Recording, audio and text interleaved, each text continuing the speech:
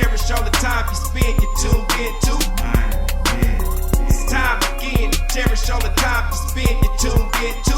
It's the number one podcast. The topics of discussion when we broadcast. So all them artificial man jokes, we do it natural from the concrete to a public standpoint. Real, wherever you're from, life is coexisting, but to know the real, you just gotta listen. Wherever you're from, life is coexisting, but to know the real, you just gotta listen. It's time again. What up, y'all? You tuned in to the 52 Scott Podcast. This is Music Monday, and I'm your host, Slash. And with me, I got Comedian 96, K Money, Freddie G. Together, we are the Mind of Men. Don't forget to like and subscribe. Follow us on Twitter, 52 Scott Podcast, on Instagram and Facebook, the 52 Scott Podcast. All right, welcome back to Music Monday. So for a lot of y'all out there that are music listeners, or even some of y'all that are familiar with doing music, you know that songs sound just a little bit different now due to a lot of different things, such as the instruments they use, the sounds that they're using in the songs, the vocal sounds that they use. All of that now is pretty much different. But back in the day, the older days, and I guess I would say around, and I'm just speaking from 50s, 60s and stuff like that, you had these R&B songs where there was a way that they set the songs up. So you got an intro, you got a verse, you got a hook, you got a bridge, you got a hook.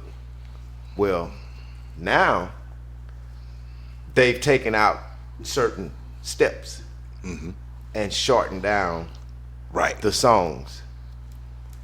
And why are they doing that would be one of my questions, because you took out a complete aspect of something that is really a better part of the song per se. So if you have that particular song form, not saying you can't change it, because they're gonna do what they want to do as far as change and stuff, but at least make it better, So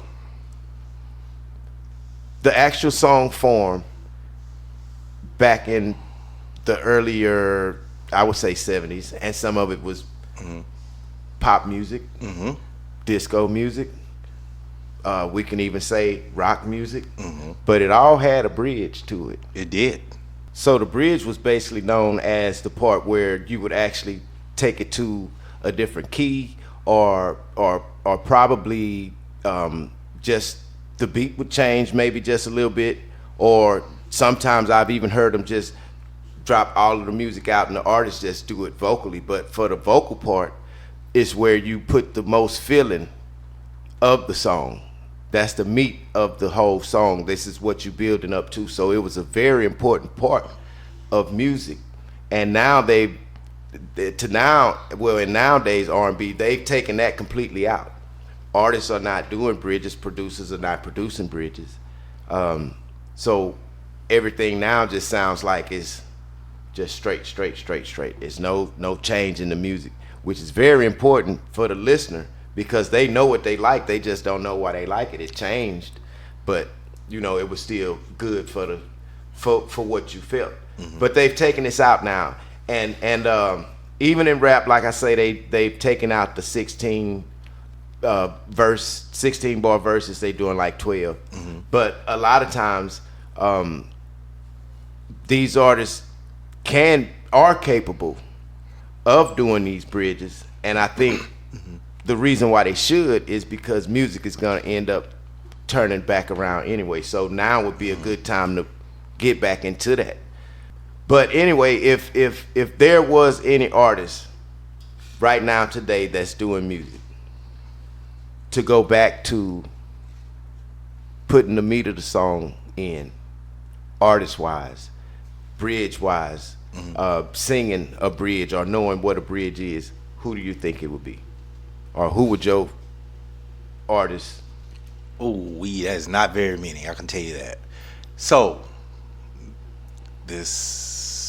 my pick would be probably Anderson .Paak, because they did the one song over, and it sounded almost like him, and they used the instruments. The problem is Now people are using, 808s. They're using Right, made the up sounds beats. are different. Yeah. Back when in the 70s, we would actually have people that played actual drums and all that. Bands, yeah, actually. And bands. They had a whole band, the Confunctions and all those people, and then the Mazes, all them. They had whole bands that played instruments. Now you can make up your beat. I can make my own beat up right now. Oh, that's why so many people doing beats now, because it's simple. It's simple. They took the fun out of it almost, and in order for you have a lot of rappers even saying, man, the rap songs that come out now don't have, the rappers are saying it don't have no substance. Right. So what that means is you taking out the meat of the stuff that was once there that made us like it the way we did. Why not go back to it and change the whole sound of music and go back to doing bridges, But I know a person that I think would do really good just by listening to his album, Lucky Day. He can go to a bridge, he'll do it, but again, he's mixed all of those elements. Instead of the 808 drum pad sounds, he's using live band doing these songs and doing these bridges, or he's doing bridges pretty much. Right. So he's one of the only artists that I know right now that can possibly do it. There's others, the younger ones, the girls. Yeah, they not doing bridges. I got a question, and this is a personal question that I'm just trying to understand, and hopefully you could clarify that for me. But what's the difference between a bridge and a hook? So, and I know you mentioned it earlier. Yeah. But so here's what the hook is. The hook is the hook line that drives the song. That's your main topic. This is what you should be talking about in the rest of your song. So it's something that grabs you and holds your attention, and you hear it more than once in the song. Okay. The bridge is the part that's even more fuller or different, but the same beat, just more feeling rather than the chorus, and it only plays one time. Right. And to give you a good example, there's a lot of songs that's out there. Take it to the bridge. You got what I want. That's the hardest and the highest part of the meat. That's the meat of it, right? So I have a really good question now to you, Slash, as a musician. When do you think, and before you answer it, I'm gonna tell you why I'm asking this question. When do you think bridges were created? Because I'm a connoisseur of older music. I had to say that. I'm no connoisseur, but I love the Nat King Coles, the Frankie Lymans, the Etta Jameses. They didn't have bridges. No, they were just songs straight through. They were quick. Yeah. So when were bridges? When did they start? I think it had to have been around the 60s or 50s. The 70s definitely had it. Right. There's no doubt. That's when they hit hard. Yeah, because that was an era we was listening to the music. It's that Motown era. Yeah, right? so they did it in the 80s, but 60s is possible. If I want to say it was a song I was going to make, okay, this is what I wanted to make reference to. And I'm just using this as an example. Happy Days. Remember that track to that TV show? Monday, Tuesday, Happy Day. Yeah. They had a bridge in that song. Yeah, they did? Yeah, if you go back and listen, I don't know what the bridge was, but they had a bridge in that.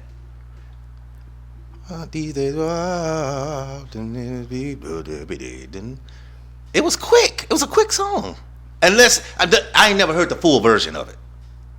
So that could be it. Nah, they had one, man, on the thing. They had a bridge in it. In that thing. Yeah, I never heard the full version, only when someone well, I just wanted to say that I know that it was a lot of different genres of music in that time that was making changes, because rock music, when it started, they had bridges in every song, you know. So I wanna go back just a little bit. So you were mentioning artists today, they're not actually putting bridges in the songs, right? And the format of songs is different, and you wanted to know what artists today could go back and follow that format as artists of old, right? is able to do it. Yes. Now, I don't have a particular artist in mind, but whoever that artist is, I think on an R&B level, I think that artist has to have some church in them, because I think that you heard a lot of bridges and vamps in the churches. Yeah. Yep. And so I don't know when Comedian 96, when the bridge was created, Right. but I would if I had to bet, I would think it comes from that church environment. Now, somebody that an old artist, he's deceased now, that I think I ain't gonna say made his living off the bridge, but James Brown. Yeah. Bridge after bridge, yeah, bridge. yeah. And one Every song. of my favorite songs from James Brown is "I Don't Want Nobody Give Me Nothing. I'm gonna open up the door and I'm gonna get it myself." He takes you to the bridge. Yeah. On that Every song. time. James gonna take you to the bridge in every song. Yeah. So now, as far as the song structures today with the rappers and stuff like that, and how you used to have your 16s, your verses, and another 16 in your verse. I think it's easier for the old school rappers to actually write the song structures today, to for them to do it today, versus a new school rapper trying to do song structure from back in the day. Yeah. Right. Because I mean, shit. I agree with you, Freddie G. I mean, looking at, and I'm speaking on rap, you say they used to spit 16, but now it's 12, and could that be because the hook is the majority of their song? Yeah, possible. You know what I'm saying? People, And that, and two, that when they start setting their songs up from the beginning, it's much more different from the way it was back in the day. Now you'll have a 2-bar something go on, another 2 bars, and then bam, they in the verse already, as opposed to having a hook play for 8 bars to intro the song, and then the verse start. They coming right in now. And basically, you're not getting as much radio play from one song now as you were then, for the type of money. The money was better because of it.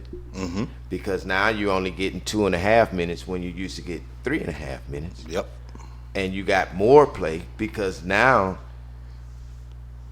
if you're getting more play because you have, especially if you on the program, so you're not getting as much play because your song's shorter. So you're giving people more time to decide if, hey, I'm gonna jam this again, or I really like this song. Right.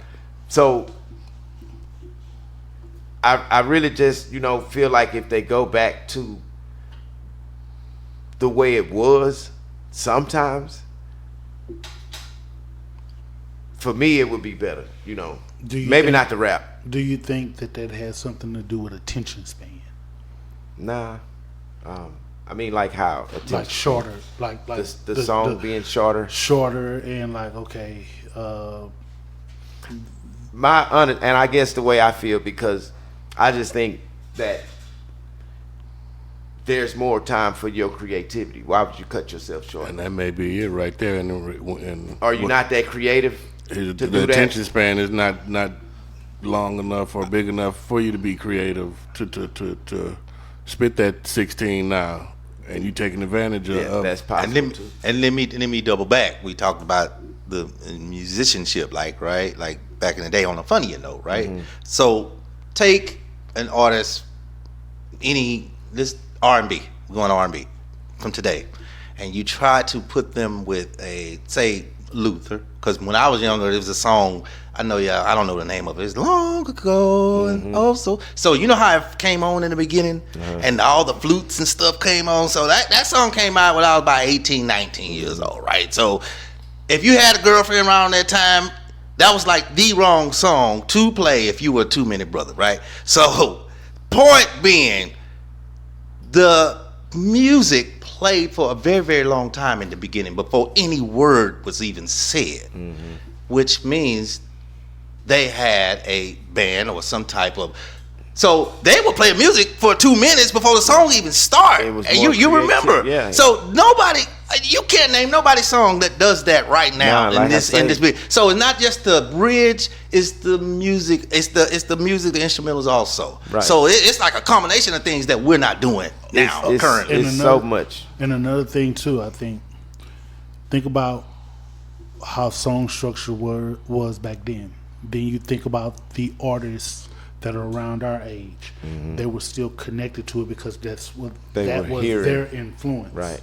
You know, so you would hear it in a Brian McKnight, and you mentioned Anderson .Paak, and we know of his the other guy, Silk Sonic. What's Bruno Mars? Bruno Mars. Those they'll all make it. All of that musician because of who they were connected to. Right. Now, here's the thing: some kind of way, the torch from the Brian McKnights, the Gerald Leverts, God rest his soul, and all of these other artists, some kind of way the torch didn't get passed. Oh, I see that. Yeah. Because the younger that they're getting, the younger the artists are getting, they're getting further and further away from song structure. So somewhere, how much of a role does the producer play in the song structure? Because now you're in the studio, and the producer needs to know, okay, this song needs this song needs that. I can't hear the hook. I can't hear the bridge. I need to add more. Right. So some kind of way the producer It's definitely got to take some responsibility in that. Yeah. That's true. So it's not all on the actual artist themselves. It's not. It is actually the producer, and that's why I feel the way I feel about it, because I'm a producer and I'm gonna put a bridge in this song. Yeah. When I sit down and produce a track, I'm listening to hear everything that I can possibly do to this to make this better without overdoing it. So if I got an intro and I got a hook, I need an outro and I need a bridge. Yeah. And That's then, just the mentality. and then too, when you're removing instruments, you got to think about it from this standpoint too. With everything on keyboard and you taking these live instruments out, you're taking away the playing time, the time, because songs are so short now. You don't need certain instruments. You don't need You're not these doing it now. because it's right here. Right. So that plays a part of it too. But again, I think that now that we're discussing this, man, a lot of that has to do with the producer, man, and not the artist, because the producer is going to bring out what's in the artist. That's right. The producer's going to bring that out, and that's their job. So now you got to ask yourself: is it really truly the artist, or is it the producer? Yeah, true. That's a really good way to put that, because the producer has a lot to do with that sound. If you're not producing that sound, then of course. But what's the shoe on the other foot? Is the artist picking the song? Well, here's the thing. I would think that if you have a green artist, right? Meaning that, okay, this producer sees this artist, or somebody brought this artist to the producer, and the producer hears this artist and be like, oh my God, this artist has a hell of a voice. Right. Ooh, I can do something with this. Now the artist don't know how to write, so the artist don't know song structure. All the artists know how to do is sing. That's it. Now you have songwriters Yeah. that write songs, and we got somebody that can sing the song that this songwriter wrote. Now the songwriter has to collaborate with the producer when they're making that track. Exactly. So between the songwriter and the producer, they should be the one that should hold the lion's share of responsibility of the sound of that artist. They share that. So now you got an artist that how many artists that put songs out and be like, man, I hated that song, but they couldn't see the vision of the producer, but that song became multi-platinum. Right. Yep. But the artist will tell you, I hated that song. Right. I did not want that song. You hear it all the time. Yeah, you hear it all the time. So now you really got to think, is it actually the artist? only person, the only artist I would hold accountable for song structure and how it go down are rappers. Yeah. But when it comes to a lot of singers, in their song, in the melody of songs and all of that, man, you gotta ask yourself, producers, what's going on? That don't apply to Slash, y'all. Yeah, because when like I say, man, when I sit down, I'm thinking, because that's what I'm used to, and I know that's what makes you more creative. Allow yourself to be more creative. Don't just set yourself a standard to where you're not gonna better yourself. That's all I'm saying. If you're gonna be a producer, be a producer. Learn how to do music, period, whether you're gonna use it or not. But don't stray away from something that you may not even know that you might be good at. You might be the best thing in the world. Don't limit yourself to your creativity. Do what you do, and focus on what you want to do and who you want to be as far as better than in songwriting, song creating. It makes you a better you. So. Question Slash, I'm sorry. The new way that it's being done now, I mean, are artists being successful at it? Yes, you have some that are being successful at it. The ones we hear now, rap artists, I mean, even the R&B artists. The girls' songs, it's guys out there they don't have bridges in the songs. It's just this basic 8-bar loop. I mean, it's cool, but at the same time, it's kind of like, change it up a little bit. Give me a little more, to what you're doing. Not knocking what they doing. I'm just saying, it can be better. Yeah, and I understand that. And the reason I asked that is because maybe I was thinking, they're trying to create or invent something different. Yeah. Step outside the norm, which we already know has been effective, and I don't know, like I said, maybe just trying something new, get for their own sound. Right. But to answer your question earlier on, when you asked, is there artists out there that we think we would like to hear? I think T-Pain would be very successful. Yeah, I agree with that. Man, that was a good one. Hidden Gem. Yeah. I agree with that. That's a good one. And I was looking for an answer like that too, because I've heard him sing without that auto-tune. Yeah. And he really got it. Yeah. It's not like he can't do it. And I've heard him sing with the live band. So Right. you know what his voice sounds like. So yeah, he's a perfect person. Didn't he play the saxophone in that video with Tink? Not Tink. Is that Tink? Not Tink. It's the other girl. I think he did the saxophone. So I know he can play instruments. Probably. Yeah. I wouldn't put it past him. Yeah. So that's the big thing I'm looking for, Yeah. instrumentals. And I know he can add a bridge. So we talked about this person once before, and then I'm gonna get out of here.